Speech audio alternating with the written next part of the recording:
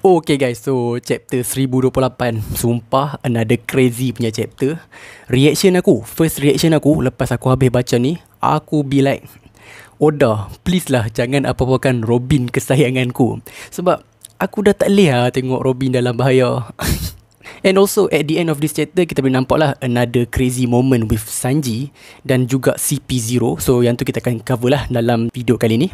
But before aku start, aku nak cakap something lah. In case ada yang baru kenal aku dekat YouTube ni, bila dalam video chapter review aku usually akan prioritize memberi pandangan dan opinion aku rather than bercerita pasal apa yang berlaku di dalam chapter.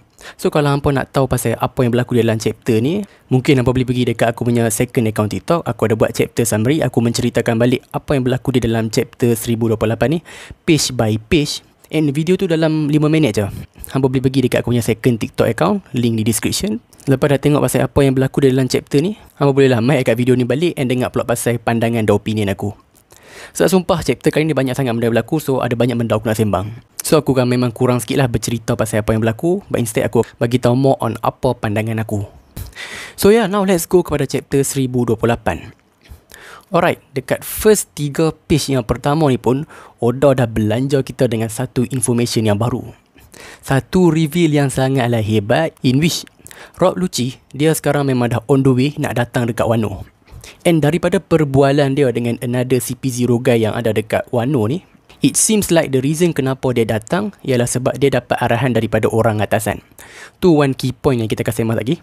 Second, arahan yang dia dapat daripada orang atasan tu pula ialah dia kena pergi Wano just in case kalau Kaido telah dikalahkan, World Government nak ambil negara Wano dan buat negara Wano sebagai negara bawah naungan World Government.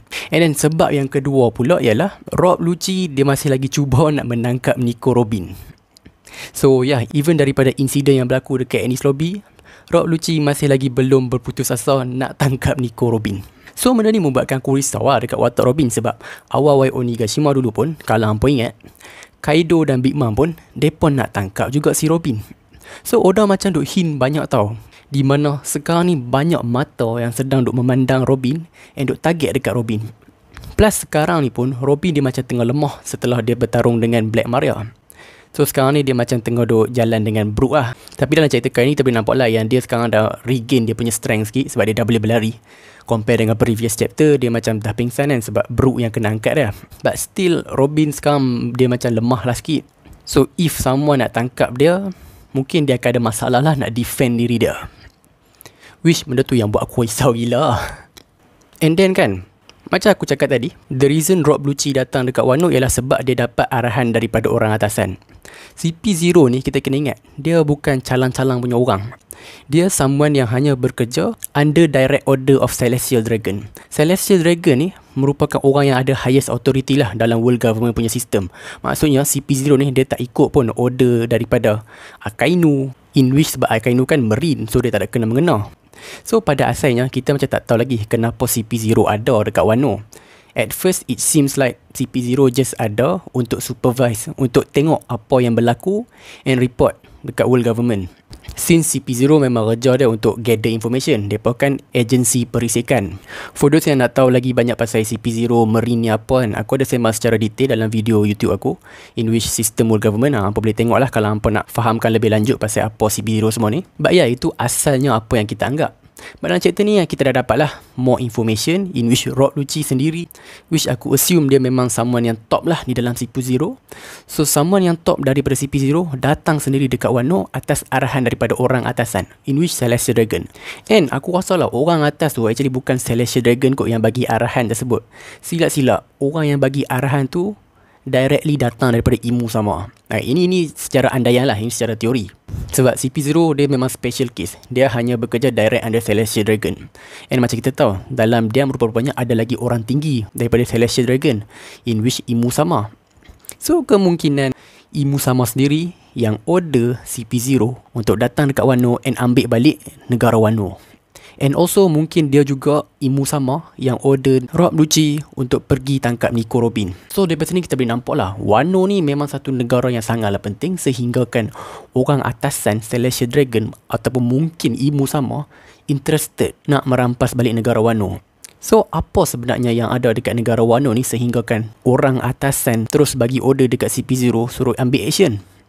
mesti ada something yang big lah. Mesti ada macam satu big information yang tersembunyi di sebalik negara Wano. So mungkin kita akan found out more nanti by the end of this chapter. Aku tak tahulah macam mana it will end. Silap-silap Rob Lucci lah akan jadi orang yang bagi tahu dekat Luffy tentang apa yang berlaku dekat Sabo, which would be interesting juga. So daripada information ni kita boleh tahu lah Robin memang dalam bahaya. 2, negara Wano ni memang ada satu information yang sangat penting sebab orang atasan memang betul-betul interested dengan apa yang ada dekat Wano. So itu part revelation pasal CP0 lah. And then kita proceed kepada next part dalam chapter ni juga, in which pasal Momonosuke dan Yamato. So it turns out yang tinggal lagi 5 minit sahaja sebelum Onigashima betul-betul sampai dekat atas Wano. And kita nampak lah Momonosuke dia memang betul-betul tengah struggle nak mengeluarkan dia punya flame cloud supaya dia boleh angkat Onigashima daripada jatuh ke negara Wano. It seems like Momonosuke macam masih lagi belum dapat buat benda tu. So disebabkan benda ni, kita actually found out juga yang Yamato sekarang dia tengah on the way pergi dekat istana di dalam Onigashima. Sebab dalam istana Onigashima tu ada macam satu bom yang sangat besar. So if Onigashima jatuh dekat Wano, bukan sahaja benda tu akan merempuh Wano, tetapi dia akan meletupkan Wano juga. So Yamato dia macam fikir, let's say lah kalau Onigashima ni memang betul-betul jatuh dekat Wano, dia at least nak kurangkan lah damage yang bakal berlaku. So cara dia nak kurangkan damage yang berlaku tu, dia sekarang tengah rush dekat istana and cuba nak disarm bom tersebut. So at least kalau Onigashima jatuh pun tak adalah meletup and hancur terus seluruh Wano. Dia just at least kalau kena hempak pun kurang lah sikit kan damage compare dengan letupan yang besar. And also dalam chapter ni kita boleh nampak lah our first look Yamato in his standard Zoan form, which is nampak style jugalah. Sebab selama ni kan kita hanya nampak dia punya hybrid form.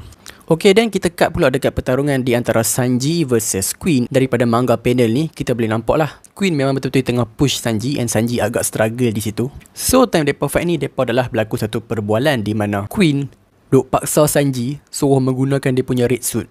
So, Sanji pun melambung lah setelah kena serangan daripada Queen. And kita boleh nampak, Sanji ni dia masih lagi rasa pelik dengan badan dia. Dia tak tahu kenapa tapi dia rasa pelik dengan badan dia. So Queen pun keep on charge and another attack. Dia pun ready lah satu attack yang bernama Black Coffee, in which attack ni dia mengeluarkan satu laser daripada ekor dia and dia tembak lah Sanji. Tapi Sanji ni macam kita tahu dia memang seorang yang laju. So dia pun sempatlah mengelak serangan tu. And dia pun counter balik Queen dengan satu attack yang bernama Diable Jambe Bien Cut Grill Shot. Okay, then next part ni kan, serius ni memang favourite part aku. Kita nampak yang Queen sekarang dia bertukar balik dalam dia punya standard Zoan form, in which dia punya normal dinosaur form. Normal lah buat masa sekarang. So Queen ni pun dia bagi straight dia punya ekor and dia punya kepala, since dia kan Brachiosaurus kan. Lepas tu yang peliknya kita nampak kepala dia sekali dengan ekor dia macam terkeluar daripada badan. Macam nampak lah dekat manga panel ni, dia seolah-olah macam dia seekor ular yang duduk dalam badan. So dia keluar, which memang serius pelik gila lah attack ni. So reaction orang lain pun bila nampak benda ni, mereka pun terkejut lah dengan kepelikan Queen ni.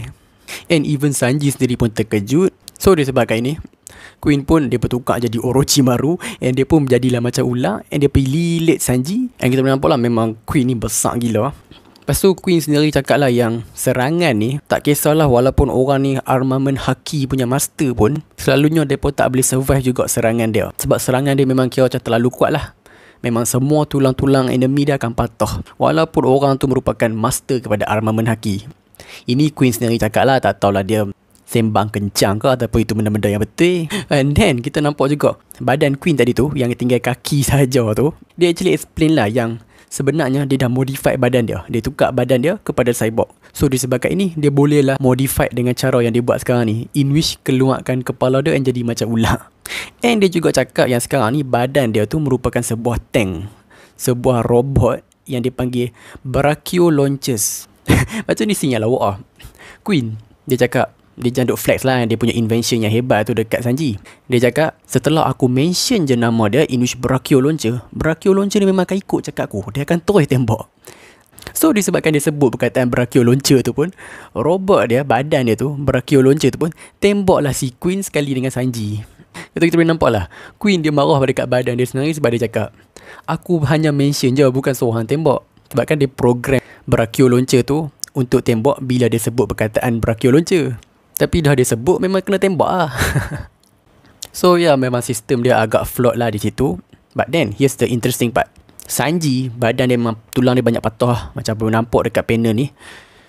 Kaki dia memang dah patah, tulang dekat badan dia pun nampak macam dah sengit sikit, which indicating yang memang banyak gila tulang dah patah lah badan dia. So Sanji pun dia cakap lah, it stings a bit, but I still can move. Maksudnya dia rasa sakit, tapi dia masih lagi boleh bergerak. And then somehow kita nampak tulang-tulang dia yang patah tu finally dah regenerating. Dia macam Deadpool lah. Kan Deadpool kan kalau dia cedera, badan dia akan instantly sembuhkan semula. Same case lah macam Sanji sekarang ni. Tulang-tulang dia patah, sekarang ni terus instantly disembuhkan. So Sanji macam pelik lah. Dia pun terfikir, takkan aku ni dah awaken power yang sama macam abang-abangku. Sebab kalau kau ingat balik, abang-abang dia memang semua genetically modified human. Sebab Josh memang daripada kecil lagi cuba nak modify genetik mereka menggunakan lineage factor apa benda semua tu kan, untuk membuatkan mereka jadi superhuman. Tapi Sanji dianggap sebagai failed product sebab dia dilahirkan sebagai normal human. So right now it turns out rupa-rupanya Sanji pun ada juga genetik tersebut, and dia pun actually superhuman juga. Cuma power tu mungkin awaken lambat lah kot. And then Queen yang tengah marahnya sebab nampak Sanji masih boleh survive, dia pun cubalah nak libah dia punya pedang. And also another interesting part dalam chapter ni, masa dia nak libah pedang tu, dia nak libah kat kepala Sanji. Pedang tu patah bila kena muka Sanji. Padahal time ni Sanji tak ada activate armament haki ke apa pun. So bila dah kena tu, Sanji macam finally realise lah, oh shit, nampak gayanya aku pun dah awaken and sama macam abang-abangku. Dia pun cakap lah, aku tak nak jadi monster macam abang-abangku juga. So Queen pun marah lah sebab dia tak faham apa yang berlaku sekarang.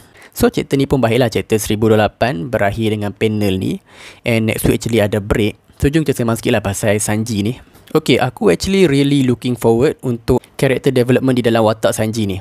Sebab Sanji ni kalau kau ingat balik masa dekat Whole Cake Island, kita found out lah pasal semua sejarah gelap dia apa semua. And kita faham yang Sanji ni dia sangatlah benci keluarga dia.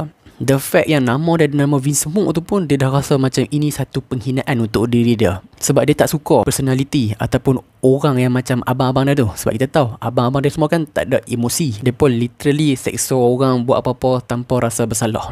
So Sanji tak suka benda ni. Dia punya tak suka tu sehingga kan dia tak nak accept langsung anything yang membuatkan dia rasa dia ni pun sebenarnya part of the family. Sebabkan itu dia tak mau guna red suit.